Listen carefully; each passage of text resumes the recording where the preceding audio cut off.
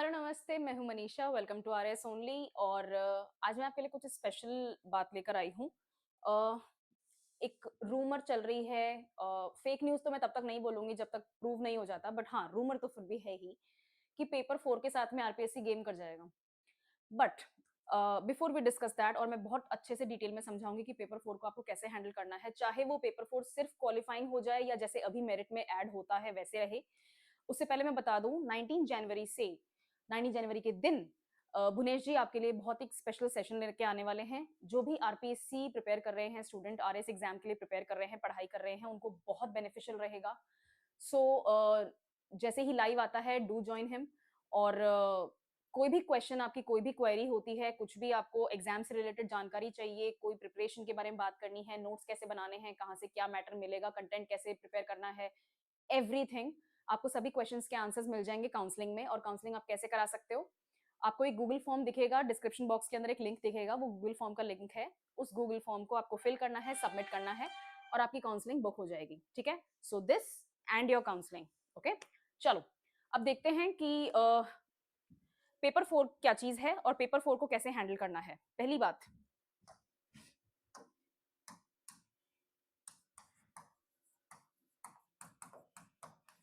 मैं पर्सनली जानती हूँ कि स्टूडेंट्स लैंग्वेज से बहुत बहुत ज्यादा डरते हैं। अगर इंग्लिश मीडियम के स्टूडेंट हो तो हिंदी आपको पसंद नहीं, और अगर आप हिंदी मीडियम के स्टूडेंट हो, जो कि जनरली आरपीएससी के स्टूडेंट्स हिंदी मीडियम से ही आते हैं, उनको इंग्लिश गड़बड़ हो जाती है कि अंग्रेजी, अरे ऐसी कोई तोप पूछ ली जैसे पता ही नहीं। अगर आप सारे हिस्ट्री के बैटल्स याद कर पा रहे हो, किसका क्या किंगडम था, किसने क्या फैसला लिया था, हिस्ट्री में कितने सारे लेखक हैं, उन्होंने क्या क्या किताबें लिखी हैं, वो लर्न कर सकते हो। पूरी दुनिया की ज्योग्राफी लर्न कर सकते हो, मैप्स टिप्स पे आ जाते हैं। साइंस एंड टेक में क्या चल रहा है, क्या लेटेस्ट न्यूज है, करंट अफेयर्स के बेसिस पे, पॉलिटी, माय गॉड, एक एक आर्टिकल सब जानते हैं। तो लैंग्वेज क्यों परेशान करती है? क्योंकि हम लैंग्वेज से डरते हैं। हमें होता है इंग्लिश से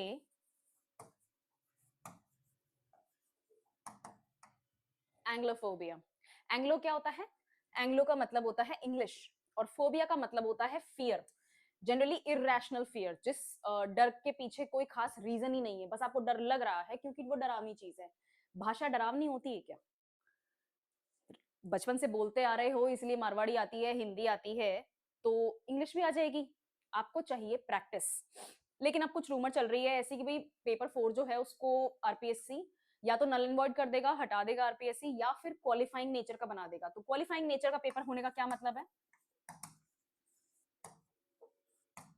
क्वालिफाइंग होने का क्या मतलब है? जैसे आपका प्रीलिम्स का एग्जाम होता है, वो क्वालिफाइंग होता है। मतलब आपको एक मिनिमम थ्रेशोल्ड कवर करना होता है कि भाई इतने मार्क्स चाहिए, आप उसमें पास हो जाओगे और तब आप अपने आप मेंस लिखोगे, राइट? इतना ही होता है, क्वालिफाइंग का मतलब यही होता है। तो ऐसी रूमर चल रही है कि भाई पेपर 4 को क्वालिफाइंग कर देंगे, या फिर पेपर 4 जैसा है वैसा ही रहेगा। दोनों कंडीशंस में आपको बेनिफिट भी है और आपको कुछ नुकसान भी है। अगर आपके लिए लैंग्वेज आसान है, अगर आप इंग्लिश में और हिंदी में स्कोर कर पाते हैं, हिंदी कितने की आती है? हिंदी आती है 120 मार्क्स की, राइट? इंग्लिश कितने की आती है? इंग्लिश आती है 80 मार्क्स की। अगर आप लैंग्वेज में कंफर्टेबल हैं, आप लैंग्वेज को अपना एज अ वेपन यूज करते हैं, आपको डर नहीं लगता है, तो यहां पर आप अच्छा खासा स्कोर कर रहे हैं, और ये आपकी रैंक बनाता है। पास तो आप हो ही रहे हो, राइट? लेकिन पेपर 4 आपको रैंक देता है। प्रॉब्लम तब आ जाएगी उन स्टूडेंट्स के लिए जिनको लैंग्वेज अच्छी लगती है, जो लैंग्वेज को हैंडल कर पाते हैं, जिन्होंने अच्छी प्रैक्टिस की है।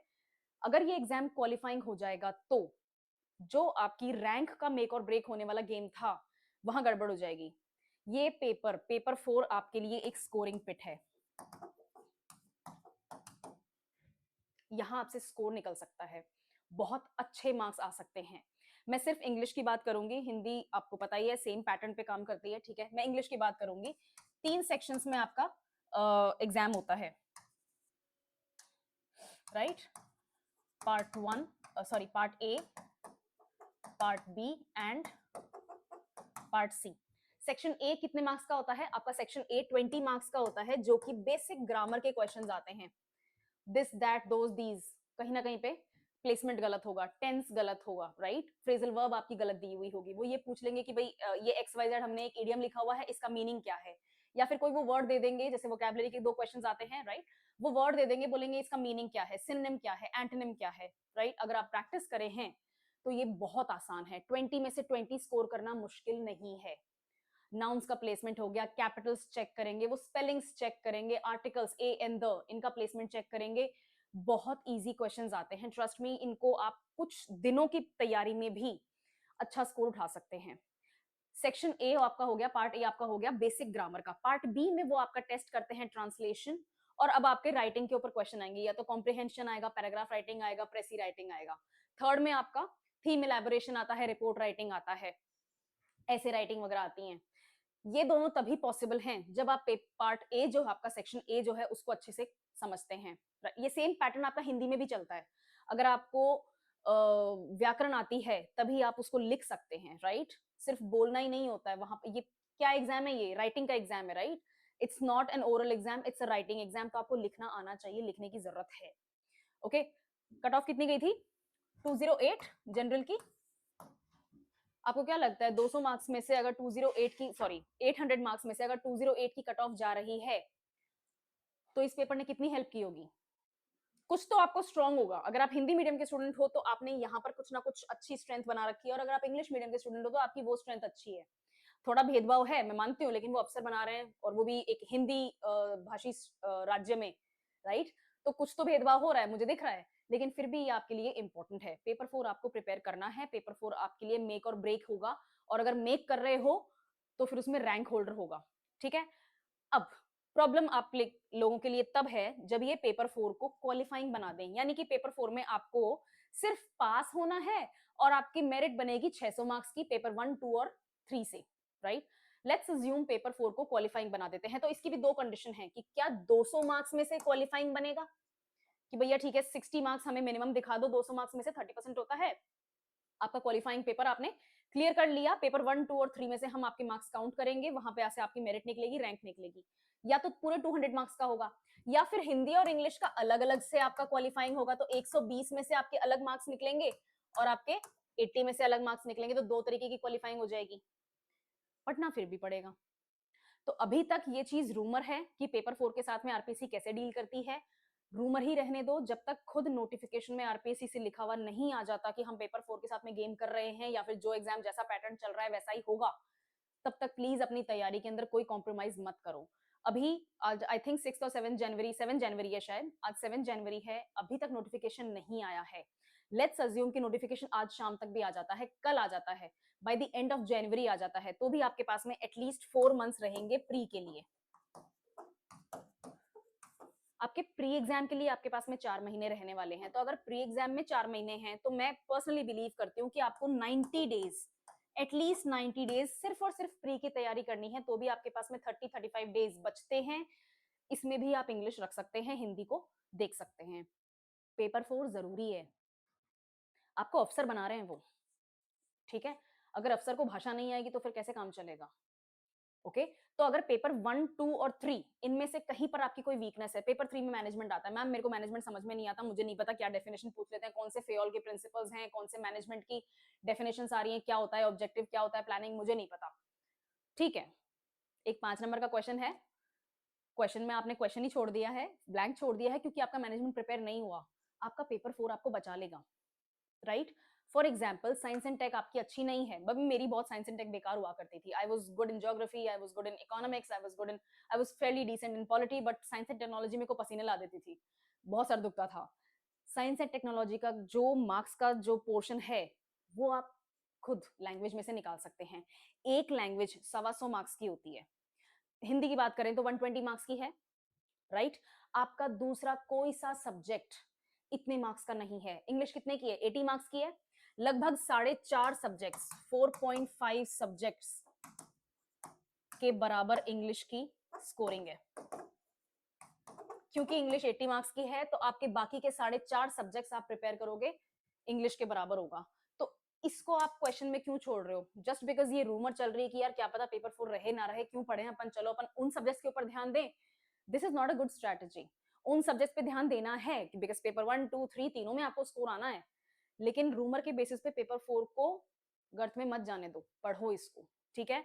सो माय फाइनल आपके लिए मैसेज यही है, जब तक पेपर 4 के लिए एक्सक्लूसिवली आरपीएससी मेंशन नहीं करता, जब तक एक्सक्लूसिवली नोटिफिकेशन में अलग से मेंशन नहीं होता, तब तक इस बात पे यकीन नहीं करना है कि पेपर 4 रहेगा या नहीं रहेगा। रहेगा तो क्या मेरिट में आएगा या क्वालिफाइंग आएगा, क्वालिफाइंग आएगा तो क्या अलग अलग इंग्लिश हिंदी क्वालिफाई करनी है या 200 में से एक बार में क्वालिफाई करनी है। Please don't pay attention to these news. जब तक नहीं बात सामने आती, न्यूज़पेपर में कवर नहीं होती, तब तक आपको पढ़ाई करनी है। इंग्लिश प्रिपेयर करने के लिए मैं पर्सनली आपको सजेस्ट करूंगी कि आप रेनिल मार्टिन की बेसिक ग्रामर की बुक लेकर आओ, पढ़ो, वरना मेरे सेशंस ज्वाइन करो। ठीक है, आई टीच इंग्लिश, मैं पूरा ग्रामर कवर कर चुकी हूँ, मैंने राइटिंग प्रैक्टिस भी करवाई हुई है। If you want more such sessions तो प्लीज मुझे कमेंट्स में लिख देना, अपन अलग से प्रिपेयर करेंगे। एंड करंट अफेयर्स वगैरह के साथ। अच्छा, एक और चीज, one more thing before I forget, English में जो आपका राइटिंग का पोर्शन आता है, जैसे आपको पैराग्राफ राइटिंग लिखनी है,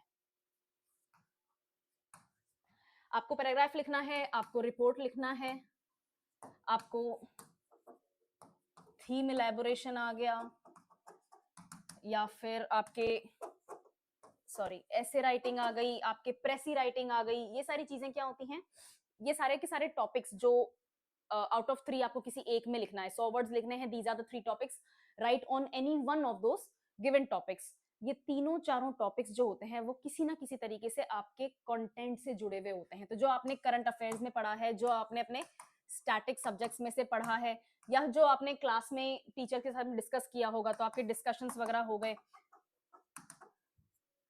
उसी में से आते हैं। तो इसका मतलब ये नहीं है कि आप इंग्लिश पढ़ रहे हो कि भाई मुझे तो बहुत बढ़िया लिखना आ गया, लेकिन अगर आपके पास में कंटेंट नहीं है, क्योंकि आपने पेपर 1 2 3 को ठीक से प्रिपेयर नहीं किया, तो आप इनको भी नहीं लिख पाओगे। तो this is a very overall kind of an exam. आपको हर दूसरे क्वेश्चन के साथ में पहले तीसरे क्वेश्चन को रिलेट करना पड़ता है, राइट? तो सभी टॉपिक्स रिलेट होते हैं, सभी टॉपिक्स का अपना अलग महत्व है, सभी टॉपिक्स इंपॉर्टेंट हैं। ओके, सो पेपर 4 इंपॉर्टेंट है, अभी तक तो इंपॉर्टेंट है जब तक आरपीएससी कुछ नहीं बोलता है। पेपर 4 को अच्छे से प्रिपेयर करो, this is going to bring you rank. सिर्फ एग्जाम पास नहीं करवाएगा, आपको रैंक लाके देगा। All the very best, I will see you in the next class. Thank you.